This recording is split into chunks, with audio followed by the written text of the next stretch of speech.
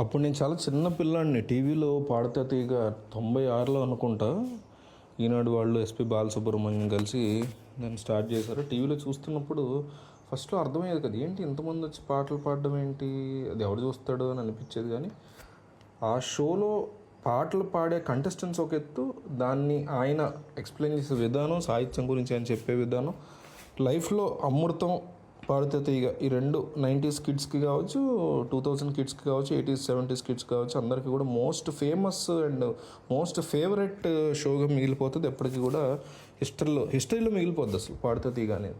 So అంత favourite అవుద్దని అప్పట్లో ఊహించలే నేను. సో అయితే ఆయన చనిపోయిన తర్వాత ఆయన కుమారుడు అంటే ఆయన కొడుకు ఎస్పి చరణ్ హోస్ట్గా నడిపిస్తూ ఈ కథ అట్లా ముందుకెళ్తుంది. రీసెంట్గా ఈ షోకి అంటే ఇక్కడ వచ్చేసరికి జడ్జెస్ అప్పట్లో ఎస్పీబీ ఒకరే ఉండరు, తర్వాత కీరవాణి కానీ, సింగర్ సునీత్ కానీ, లేకపోతే చంద్రబోస్, వీళ్ళందరూ ఇక్కడ జడ్జీలుగా ఉంటూ వస్తున్నారు. అయితే వీళ్ళ మీద సింగర్ ప్రవస్తి రీసెంట్గా ఒక వీడియో విడుదల చేసి తనని మెంటల్ టార్చర్ పెట్టారు వీళ్ళందరూ అంటూ తీవ్రమైనటువంటి ఎలిగేషన్ చేసింది ఈ అమ్మాయి. అసలు ప్రవస్తి ఏమీ చిన్న చితక సింగర్ కాదు, ఆమె సూపర్ సింగర్ షోతో సహా అనేక షోస్ని ఆమె చాలా స్ట్రాంగ్గా గెలిచింది. చాలా మంది ఫేవరెట్స్ కూడా అనమాట ఈ అమ్మాయి. అంటే ఈ అమ్మాయికి చాలామంది ఫ్యాన్స్ కూడా ఉన్నారు. సింగింగ్, ఆ అమ్మాయి పాటలు పాడే విధానం కానీ ఇంకోటి కానీ. అయితే చాలా త్వరగా ప్రవస్తి ఈ పాడితే తీగ నుంచి ఎలిమినేట్ అయిపోయిందంట. అయితే ఈ ఎలిమినేట్ అయిపోవడం విషయంలో ఆమె వరుస పెట్టి వీడియోలు పెట్టడం స్టార్ట్ చేసింది. అయితే ఏమని చెప్పిందంటే, దాంట్లో పాడితే తీగ ప్రోగ్రామ్కి వెళ్ళాలనుకున్నటువంటి సింగర్స్కి నేను సలహా ఇస్తాను, ఏవైనా రికమెండేషన్లు ఉండాలి మీకు, లేదా జడ్జీల నుంచి ఏమైనా రెఫరెన్సెస్ ఉంటేనే మీరు షోలో పార్టిసిపేట్ చేయండి. ఈ రెండు లేకుండా వెళ్తే మీకు ఖచ్చితంగా మెంటల్ టార్చర్ ఉంటుంది, అట్లాగే ఇన్జస్టిస్ ఉంటుంది వాళ్ళతో అనేసి చాలా క్లియర్ కట్గా ఒక స్టేటస్ పెట్టింది. అంటే స్టోరీ ఉంటుంది కదా, అది పెట్టింది. సో అప్పుడు దీనికి సంబంధించి ఎవరో రిప్లై ఇచ్చారు, అట్లాగే నువ్వు కూడా సూపర్ సింగర్లో విన్ అయ్యావన్నమాట, ప్రతి ఒక్క షో రికమెండేషన్స్తో నడిపిస్తున్నారనమాట అని చెప్పుకొస్తే, అప్పుడు ఆమె ఏం చెప్పిందంటే, నాతో పాటు ఉండేటువంటి ఫెలో కంటెస్టెంట్స్ అంటే పాడితే తీగలో గతంలో తన కంటెస్టెంట్లుగా ఉన్నారు, తను బయటకు వచ్చింది. సో ఇప్పుడు వాళ్ళు ఫేక్ అకౌంట్ క్రియేట్ చేసుకుని నన్ను భయపెడుతున్నారు ఈ మాట అన్నానని చెప్పి ఒక పెద్ద వీడియో రాసి వాళ్ళు చాలా తీవ్రంగా నన్ను అబ్యూజ్ చేస్తున్నారు, తిడుతున్నారు, ఇవన్నీ కూడా తను చెప్పుకొచ్చింది. అండ్ కీరవాణి పాడేటువంటి పాటలకు మాత్రమే ఎక్కువ ప్రిఫరెన్సెస్ ఇస్తున్నారని, అట్లాగే తాను ఫినాన్షియల్గా ఇబ్బందికర పరిస్థితులు ఉండటం వల్ల పెళ్ళిళ్ళలో అట్లాగే ఇంకొన్ని కార్యక్రమాలు కూడా పాటలు పాడతానని చెప్పినప్పుడు జడ్జెస్ తాను చాలా కించపరిచారు చాలా తీవ్రంగా. అంటే పెళ్ళిళ్ళలో పాటలు పాడేవాళ్ళు అసలు పాటలు పాడడానికి అర్హత లేని వాళ్ళు అన్నట్టుగా మాట్లాడారని సెట్స్లో.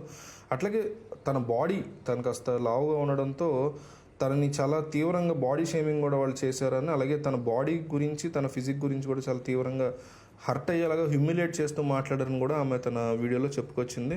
ఇప్పుడు ఏంటంటే దీంతో సింగర్ సునీత మీద అట్లా కీరవాణి మీద వీళ్ళిద్దరి మీద కూడా ట్రోల్స్ అనేవి స్టార్ట్ అయినాయి. రికమెండేషన్స్ జడ్జీలకు తెలిసిన వ్యక్తులైన షోలకు వెళ్ళండి లేదంటే వెళ్ళొద్దంటే చాలామంది ఇప్పుడు కొత్త సజెషన్స్ అన్ని ఇవ్వడం స్టార్ట్ చేశారు. దీని మీద ఇంకా సునీత కానీ కీరవాణి కానీ స్ట్రాంగ్గా రియాక్ట్ అవ్వాల్సి ఉంది. ఎందుకంటే one side of the story ఇది, వాళ్ళ రియాక్షన్స్ ఎట్లా ఉంటాయి ఏంటి అని చూడాలి.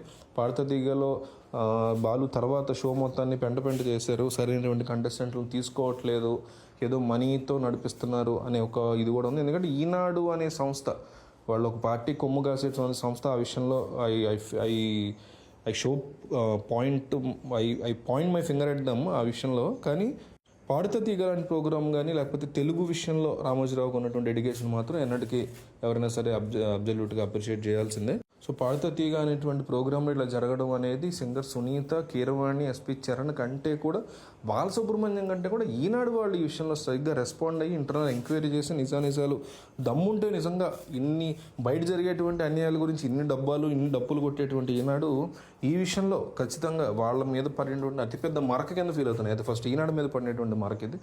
దీన్ని వాళ్ళు సమాధానం చెప్పి ఇంటర్నల్ ఎంక్వైరీ చేసి నిజాలు ప్రజల ముందు పెట్టేటువంటి దమ్ము ధైర్యం చేస్తారా ఈనాడు వాళ్ళు ఈ టైంలో అనేది ఒక బిగ్గెస్ట్ క్వశ్చన్. మరి చూద్దాం ఏం జరుగుతుందో.